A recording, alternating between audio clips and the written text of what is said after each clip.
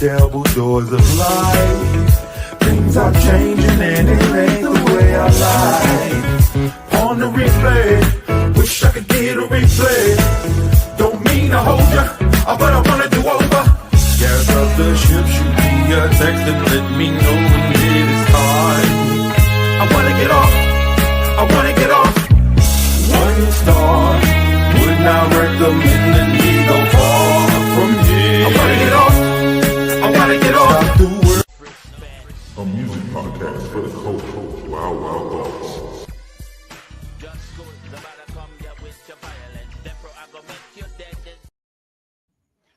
What up, Steph? I see you are in the house early. Glad you're here because I'm flying solo right now. Shout out to V-Ray. He is celebrating his 33rd wedding anniversary today. So, shouts out to him for that. That's a big deal. Congratulations, my guy. We got a whole lot to talk about. Oh, even something that I forgot to put in the banner for subjects for tonight. But I'll start with number one. We want to talk about Laila Ali versus Claressa Shields. I don't know if you guys have heard, but Claressa Shields has been constantly calling Laila Ali out for a fight. Says she found the money. She says she found $15 million to fight her. I think Laila Ali still isn't, taking the bait for the 15 mil. So now Claressa's saying she's scared. She's scary. I don't think Laila's scary. I think Laila probably just grown old and don't feel like getting back into that kind of shape because, it takes a special thing to get into that kind of boxing shape. And I know people really, really want to see that fight, but even a slow old Laila Ali, I think Laila would still hurt that girl. She's above her weight class, and as fast as Claressa is, and as many fights as Claressa has won, I think Claressa only has 3 knockouts in her career. Laila Ali had 24 fights and 21 was knockouts. So not only would she be punching above her weight class, like you're dealing with somebody who got a knockout. And I don't know if y'all remember when George Foreman got old, that knockout got better because that old man strength and that old woman strength come in. Laila too old for this. Stephanie said Laila just ain't got time for juvenile beef. I think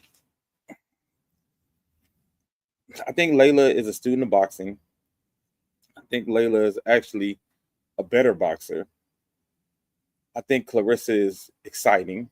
It would be exciting to watch, like Ron said. Yeah, he said, like, with that being said, he would watch it.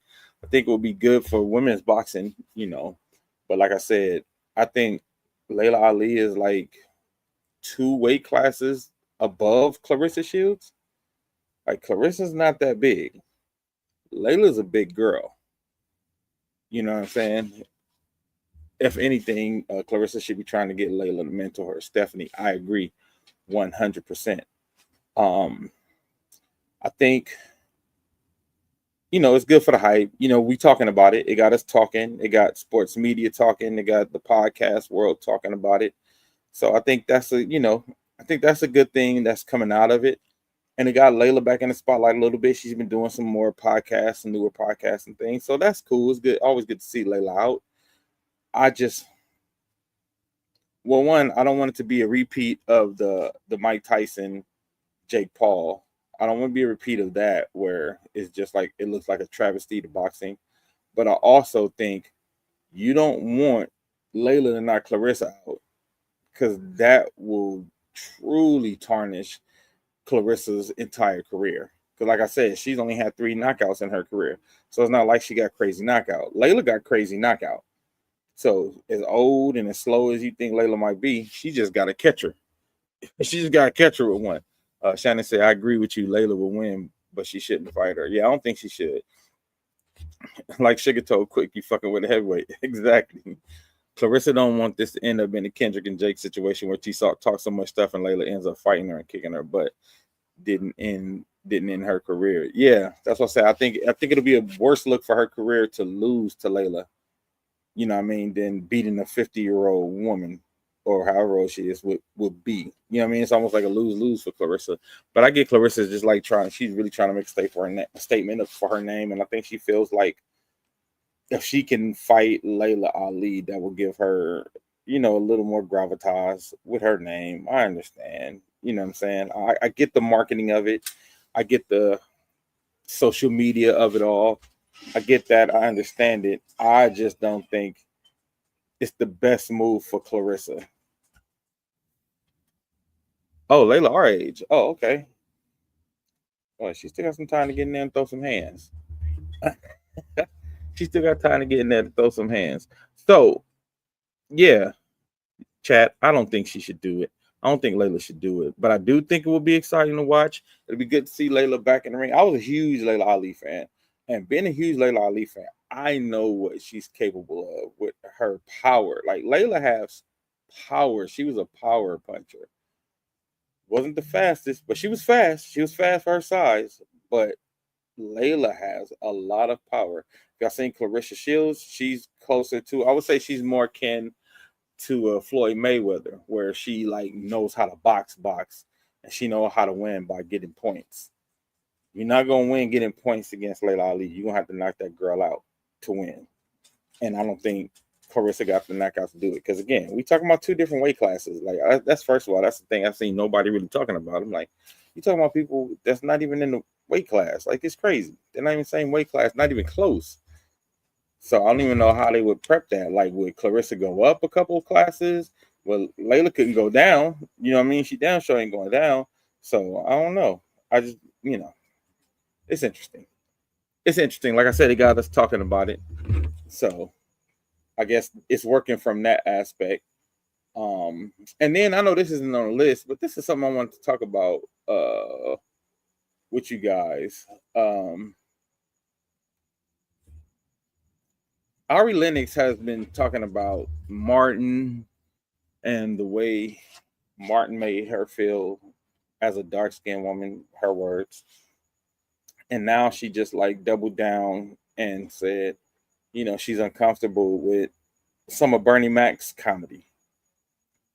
So listen, to me, I just say I feel like the 90s brand of comedy just ain't for you. You know what I'm saying? I feel like 90s brand of comedy just ain't for you.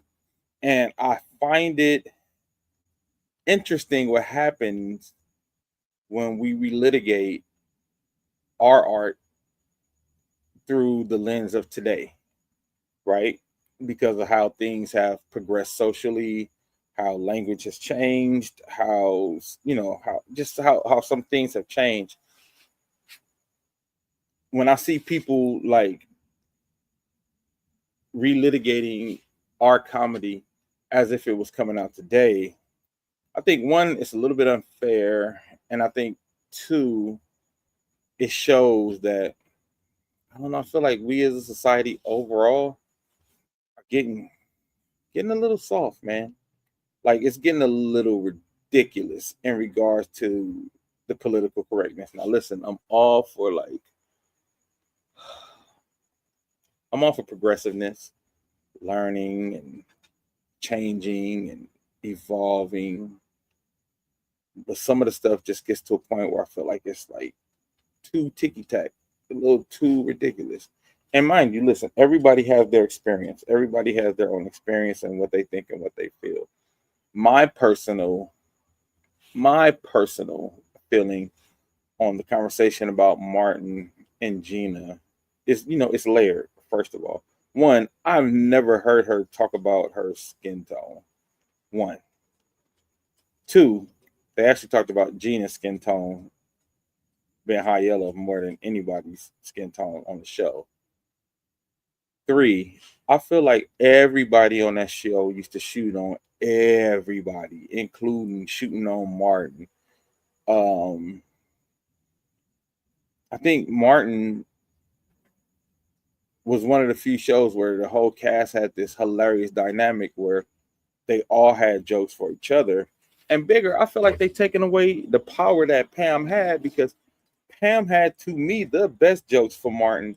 And to me, I feel like they were recreating the relationship of um, Red Fox and I forgot Elizabeth's sister name, Esther. They were recreating the vibe of Red Fox and Esther. And I think Ari Lennox might be too young to even understand that that reference was like, you know what I mean? That's why I say it's layered. That reference was even layered in there, you know. And like it's just jokes, people. Stephanie, the crazy part about her statement is that they're not even true. Martin never cracked on Pam's skin color. Never. She never cracked on, like never. And that's what I said. Like, and like I said, I feel like Pam had jokes for Martin. I feel like Pam had like some of the best jokes when it came to them cracking back and forth. And what people who support her statements fail to realize is that the purpose of that show was that these characters are very close friends, and just like in real life, friends crack on each other all the time. Nobody is safe when it's time to bag on each other. Yeah, and again, like I said, maybe the '90s brand of comedy just ain't for her. You know what I mean? Maybe it's just maybe our brand of comedy from back then it ain't for everybody. But again, like I said, and also the biggest thing that I think she forgot that we who watched the show when it was on the air, Pam was the sex symbol in there. She was the sexy one. All the fellas wanted her. She was always like the desire of special guests who came on the show, the desire of Tommy, the desire of Cole at one point. Like she was actually like lauded as like the sex symbol. It wasn't Gina. Nobody lauded Gina as a sex symbol on the show. So they played her as the sexy one. Yes, exactly, Shannon. Inch high, private eye. Like she had the jokes for Martin and she gave it as good as she got it. So I think I don't agree with it. And it could be just, I'm older. I don't get everybody's sensitivities or whatever, however you must say it. I just, even Martin has sex dreams about it. Exactly, Stephanie. So to me, I felt like it was by no means that she was only the butt of the jokes. Agreed, Cofield. Agreed, Cole. People do be reaching. Like I said, I didn't feel like Pam was always just the butt of the jokes and Pam wasn't in on the joke. You know what I mean? Like, first of all, I think nobody caught it worse on that show than Cole. Cole got the most degrading, worst, bottom level jokes of anybody because he was like the dumbest of the crew, right? But Tommy got jokes, Cole got jokes, Gina got jokes, Martin got jokes, Pam, they all got jokes with them. Back to, kind of alluding to what Stephanie said. When there's a group of friends, we shoot on each other. Everybody shoot on each other. That's just real life. And I think that's why Martin was so relatable. Shannon said, no, she's soft, and I don't even understand why she had to make the statement. Shannon, everybody got a hot take. You know what I mean? Everybody got a hot take. But like you think about like from one of my favorite episodes of Martin is when Pam was like acting like Martin. I don't know if y'all remember that episode.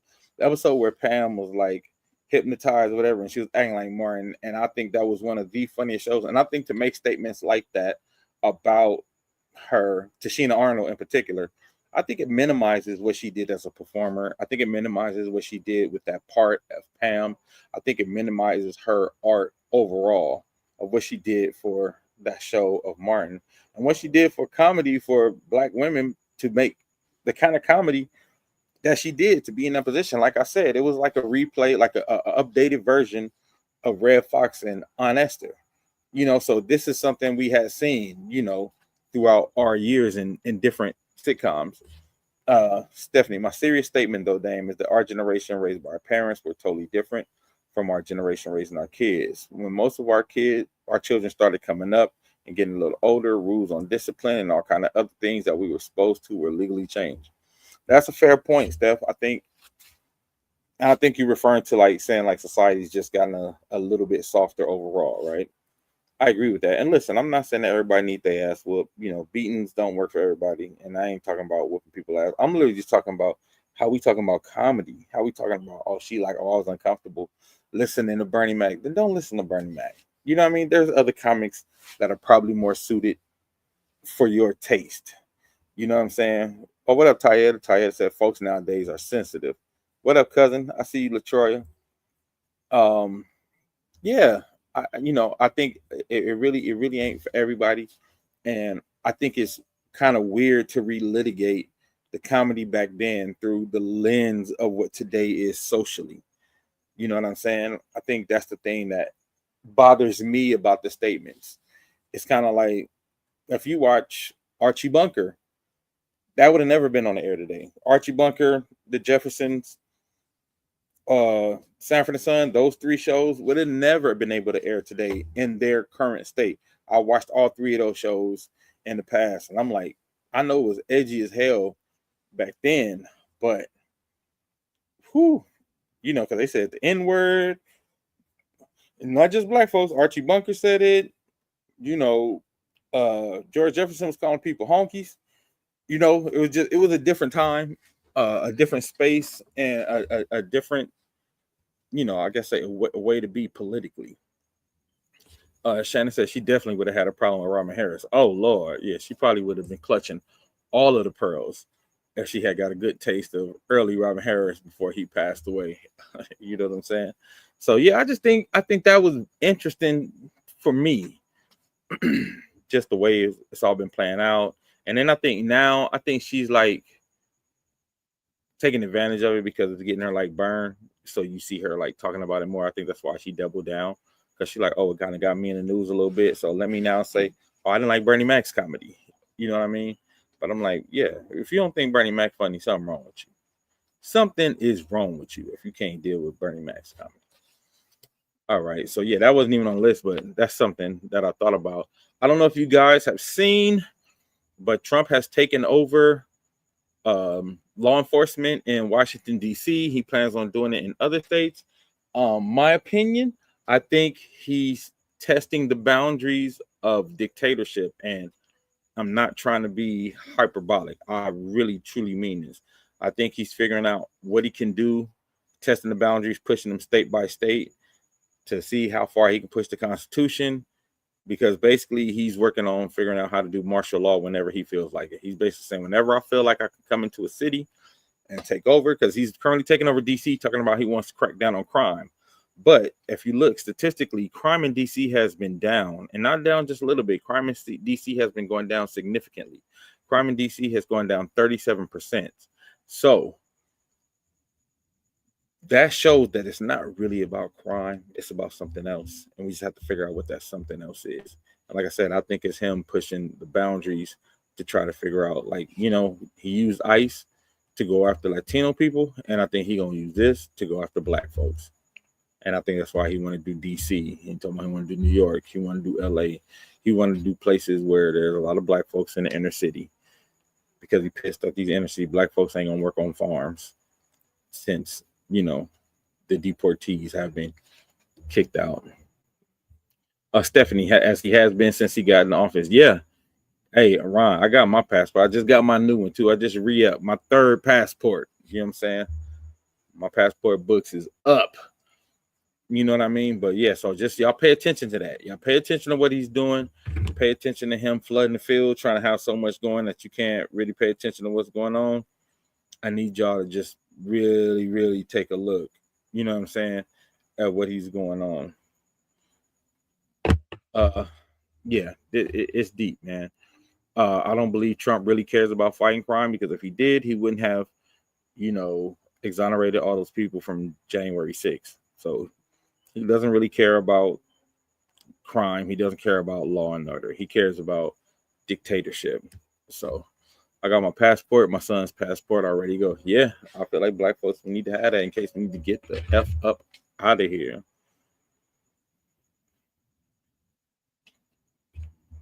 What else we got?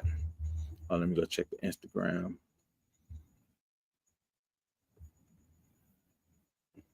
Oh, I don't know if you guys saw this, but Sha'Carri Richardson was arrested for domestic violence in the airport for assaulting her boyfriend.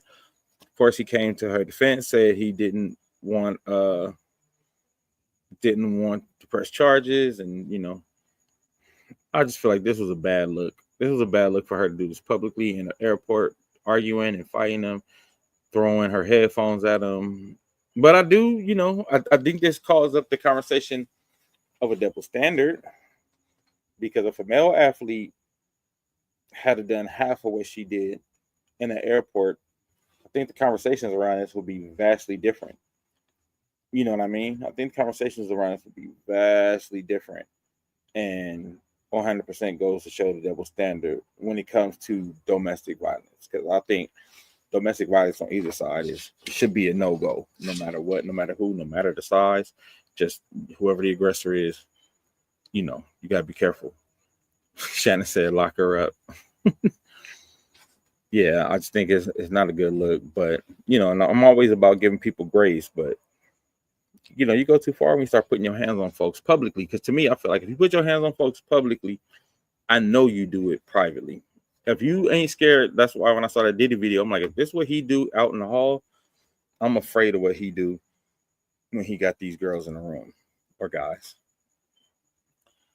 And that's what I feel like when I saw her. Not to say that she's the same as Diddy. I'm not saying that. I'm saying when I saw her publicly berating, fighting, assaulting, all that, I said, oh, she does this on a regular. She was too comfortable. It wasn't like this wasn't something new. It didn't like she was out of, even when the police were talking to her, she didn't seem to, like, she was just too, it was too, this has been done before. It's too many murder suicides happening between couples nowadays. You're right about that, Shannon. You gotta be really, really careful, man. You gotta be really careful with this stuff. So yeah, I don't know if she's gonna lose any sponsorships from this. I don't know if she's gonna lose any, anything with the USA Olympics because of this.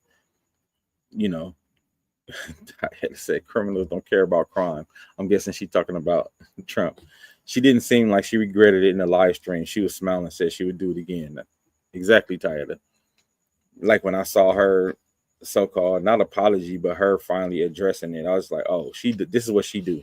And she don't care because she probably feels like because I'm a woman, there's no repercussions for what I'm doing or what I'm about to do, And I think that's a bit unfair. And I think when it comes to domestic violence, you have to be careful on either side because we know there's like murders that happen on both sides, male and female, when it comes to domestic violence. Stephanie said, other than self-defense, nothing is that serious. Put your hands on somebody, no matter how mad you get, walk away and leave them the hell alone. Say that again. Say that again. Yeah, but you're right, Tayetta. It didn't seem like she regretted that shit at all. So, I hope she learned her lesson, but from viewing from her live stream, I don't think she has. So I hope it don't take something more drastic than this for her to like relax and chill on that, chill on putting her hands on folks, because that is not the business at all. All right. Now, this past Saturday, Shedeur Sanders, son of Deion Sanders, had his debut with the Cleveland Browns. I don't know what Stephanie said. Unfortunately, her track record from getting in trouble, her responses have been very cocky. Yeah, agreed. Because again, I feel like she's been getting off, so she don't feel like, there's no reason to hold herself accountable. So yeah, I don't know what Cleveland Browns issue is with this man, Shedeur. He came out, had a fantastic showing for his first preseason game. He really looked like a pro. And he's number 4 on the depth chart. I mean, he's the last quarterback that they have on a chart. He's at the bottom when it comes to who the quarterback is that's going to be put in. Now, after seeing what I saw Saturday, I thought he would at least move up to 3rd in the depth chart. He should have been 2nd, but maybe move up to 3rd. And it's like they are refusing, even with him putting in the work, doing what he's supposed to do, playing the right way, being the right kind of teammate, learning the plays, doing what he's supposed to do in that locker room.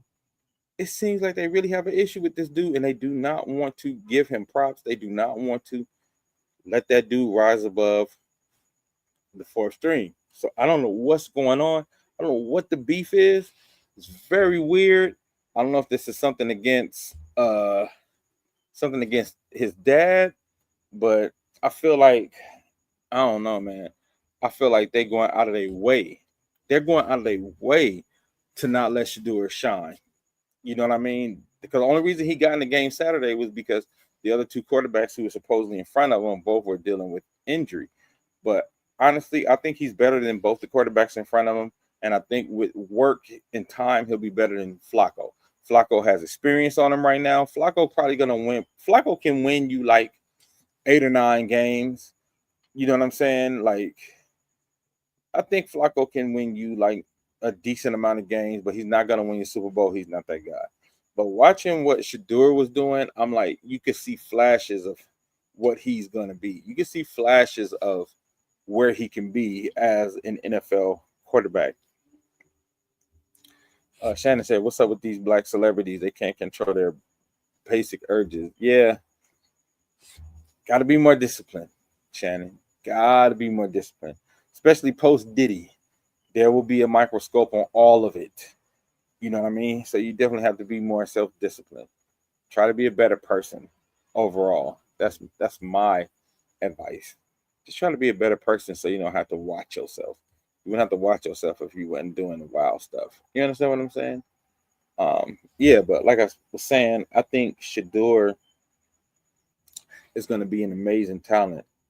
And I hope the Cleveland Browns figure it out because they're acting like they got Tom Brady over there right now or something, and they don't.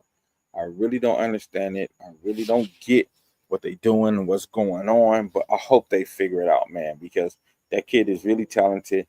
I think he's going to be ready to go. Like I said, I will play him behind Flacco, maybe like 2 or 3 games, and then start priming him to be a starter. I think he's going to be a starter in this league. I think he's got the goods. Like, you know, when you see a certain player and you feel like they got something special, even if it ain't all the way there yet. I feel like watching him, and you know, it's a small sample size, but I'm not basing this off just this one preseason game, but based off this game, the way I saw him move at Colorado, the way I saw him move at Jackson, this kid to me is special and got the goods, and I hope they figure it out and don't mess up this boy career trying to be spiteful. Because that's what it feels like right now. That's what it feels like at this point. It feels like they trying to be spiteful, and something like that can really derail a young dude's career. So, you know, I'll definitely be keeping an eye on that. And I'm looking forward to see, because I think he's going to play again this preseason game coming up this weekend. I'm looking forward to see what he does this weekend. And prayers up to, you know, Prime, you know, and his battle with cancer right now and his other health issues, you know. Prayers up to him and his family, and you know, I hope he recovers. I hope he comes through, and I hope he does well. Yeah, so those are the basic things that we had to talk about today. I didn't have nobody to argue back with me, y'all. So the show went hella fast. But musically, what have y'all been listening to musically? Give me something for Pastor Aux today. Let me turn it over to y'all. Let me turn it over to the chat. What are y'all listening to right now? And while y'all tell me about what y'all listening to, I just want to tell y'all, if y'all missed the first gospel brunch this Sunday, y'all missed it a good time. I missed a good time, and I think we're gonna do another one in September.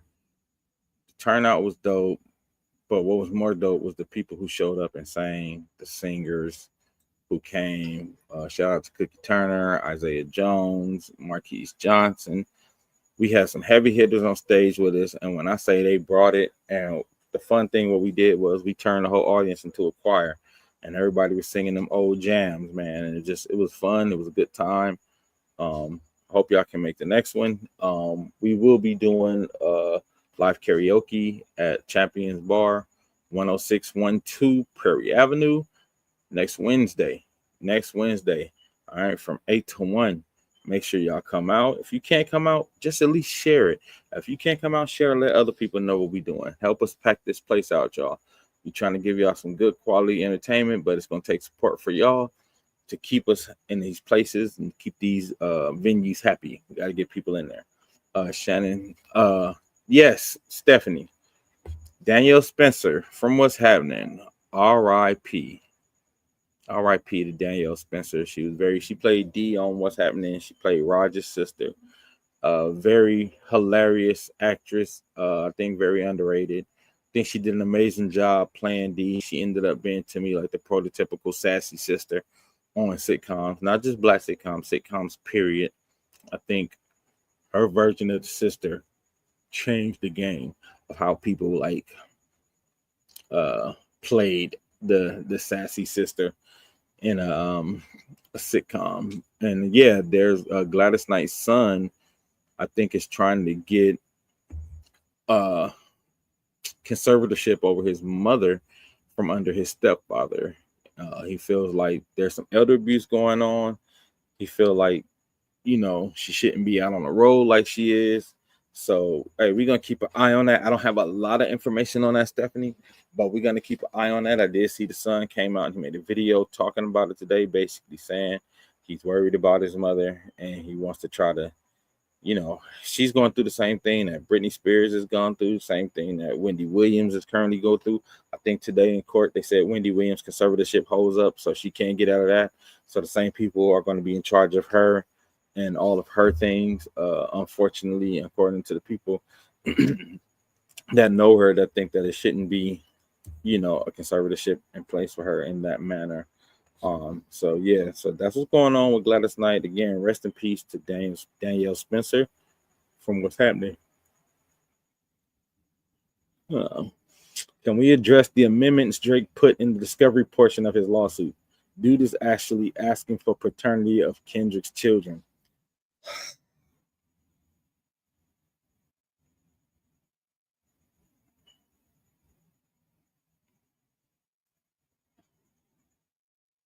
Drake, why? Drake, you need to stop. You need to let it go. You need to relax. You need to. Oh, he's so annoying at this point. It's really like everything he does is truly getting on my nerves. Like, Drake, bro, you gotta chill, man. You gotta chill. Like, it's not even funny no more. It's not cool. It's not. It's not even interesting. I would take it if it was. It's not even interesting. The things that you're doing, it's just making you look bad, making you look worse. Who's around you? Who are your people? Why is there no one telling you, hey, stop? Just stop. Why do you not have anybody around you telling you, hey, you need to chill the out? Like, what is going on with, hey, Drake's entourage, man? Somebody go take the pen out that man's hand. You know what I'm saying? Kendall said Drake trying to say they not his children, trying to say they're his. No, he's trying to say they not Kendrick's children, and he's trying to say they are Kendrick's best friend's child, which is what he's been kind of alluding to the whole time. I think it's whack. Stephanie, first of all, what the hell does Kendrick's paternity have to do with Drake's legal matter? Not a damn thing. This dude is not hip hop. I don't want to hear anyone say Kendrick is dragging the beat. I agree, Shannon, because I feel like a lot of people who will say Kendrick is dragging the beat, they don't know about all the passive aggressive shit that Drake is doing and the passive aggressive shit that he has done and the passive aggressive shit he's done in the past to actually make Kendrick not like him this much. Because I guarantee you, this didn't come out of the blue. Stephanie said, first of all, what the hell did, I read that. Yeah, this dude is not hip hop. Yeah.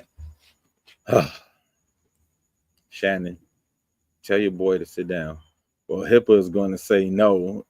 It's for real, Kendall. Yeah, it's just, I think it's whack. I think that's a whack move. I think everything about this lawsuit has been whack. So him adding more whackness to it kind of doesn't surprise me.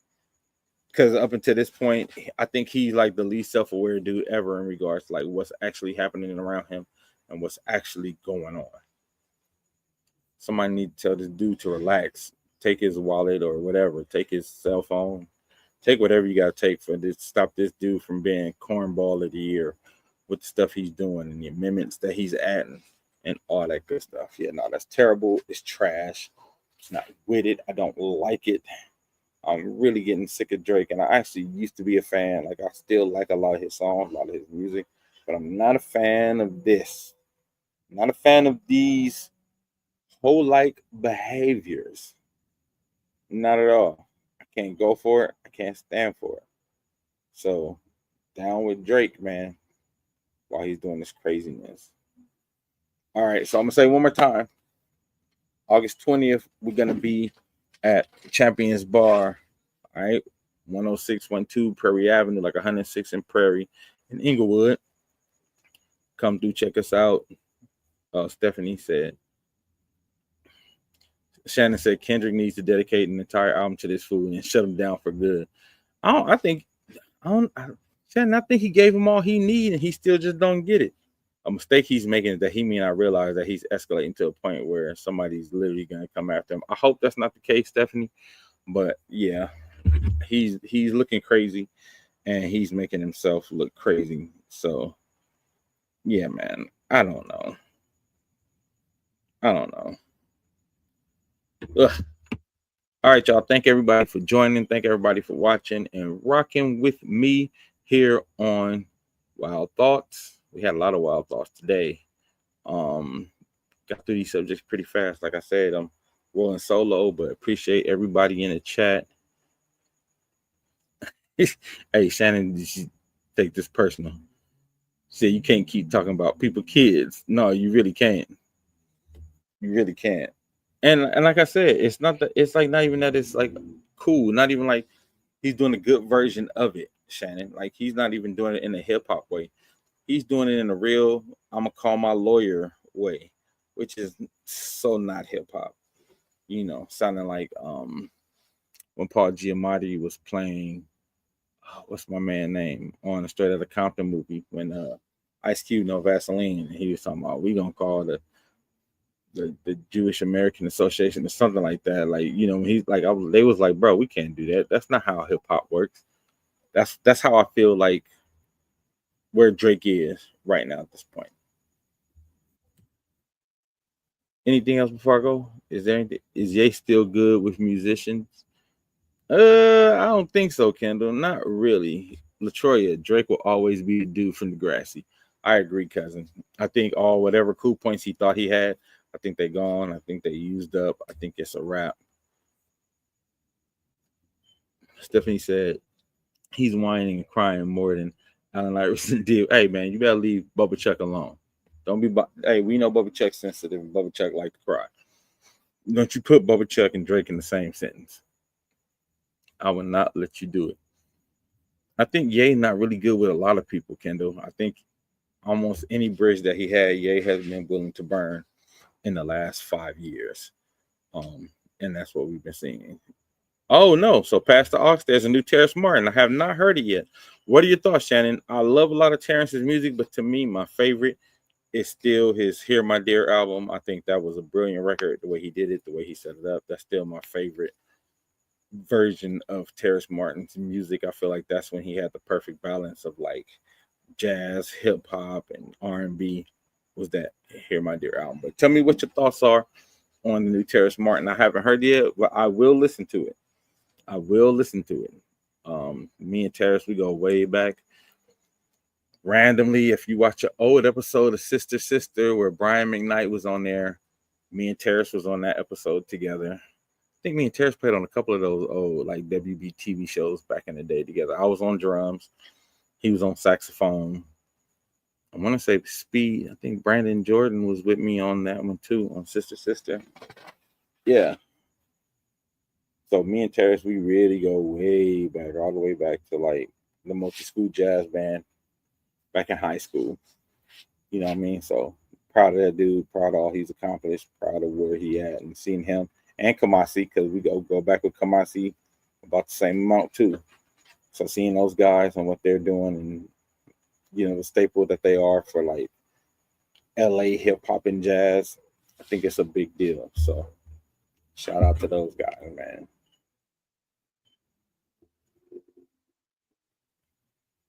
All right, for real, I'm gonna get out of here for real now. Even though y'all bringing up all the good subjects right now, it's time to go.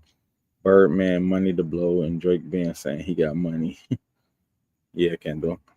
I mean, he ain't gonna have too much more money. Keep on messing with Kendrick. You know, start losing a lot. All right. See y'all next time, man. This has been Dame Wild with Wild Thoughts. Again, check us out. Live band karaoke next Wednesday from 8 to 1 a.m. We might do Wild Thoughts a different day next week, Shannon. I'll let you guys know. I hit y'all in the inbox. I don't know which day, But I'll alert the same crew, tag the same people I always tag, because y'all the ones who always here, our faithfuls, our loyals. Appreciate y'all. We'll see y'all next week. Wild Thoughts. Great show. Appreciate you guys. Love you guys. See you till next time.